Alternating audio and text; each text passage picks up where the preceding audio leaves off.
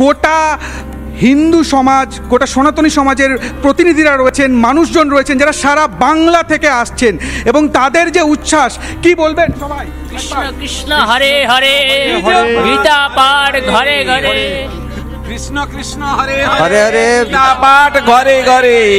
কৃষ্ণ কৃষ্ণ। পশ্চিম মেদিনীপুর, মোহনপুর থানার কাছ থেকে এসেছি আমরা। অর্থাৎ যেরকমটা দেখতে পাচ্ছ, যে যেরকমটা ওনারা বলছেন যে সারা বাংলা থেকে মানুষ আসছেন এবং তাদের যে উচ্ছ্বাস, তারা বলছেন যে হরে কৃষ্ণ হরে হরে, গীতা পাঠ ঘরে ঘরে, সেই স্লোগান তারা দিচ্ছেন। এবং সকাল থেকে, আজকে সকালটা একদম অন্যরকম সকাল।